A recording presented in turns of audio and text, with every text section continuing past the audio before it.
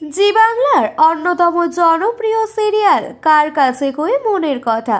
এই সিরিয়ালে শিমুল যতটা গুরুত্বপূর্ণ, তেমনি আরেকটি গুরুত্বপূর্ণ ও চর্চিত চরিত্র হলো পুতুল চরিত্রটি। ধারাবাহিকে পুতুল একজন স্পেশাল চাইল্ড। এই চরিত্রে অভিনয় করতে দেখা যাচ্ছে অভিনেত্রী শ্রীতমা ভট্টাচার্যকে। পুতুল চরিত্রটির শরীরের বয়স বাড়লেও মনের বয়স ধীরে ধীরে কমে যাচ্ছে।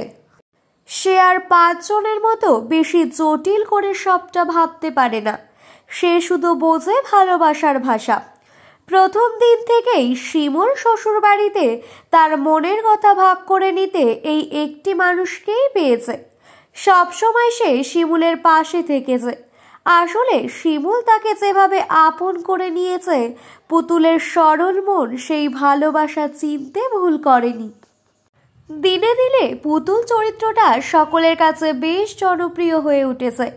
আর পুতুল শিমুলের মাঝে যে একটা সুন্দর বন্ডিং, তা আরও বেশি ভালো লাগার হয়ে উঠেছে দর্শকদের কাছে।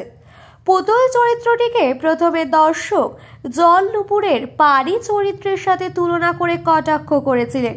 তবে বর্তমানে সেই চরিত্র ছাপিয়ে পুতুল নিজের জায়গা করে নিচ্ছে অনুরাগীদের মনে। অনেকের মতে পুতুল ও পারির মতোই খুব সুন্দর একটা চরিত্র।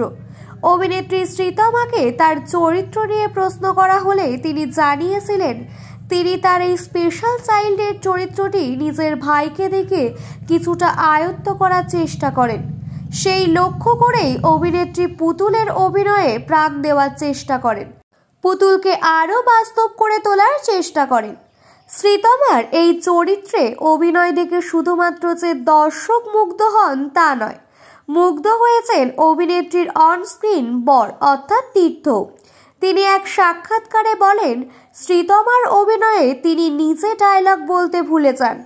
আর শিমুল পুতুলের বন্ডিং তো নতুন করে কিছু বলার অপেক্ষাই রাখে না।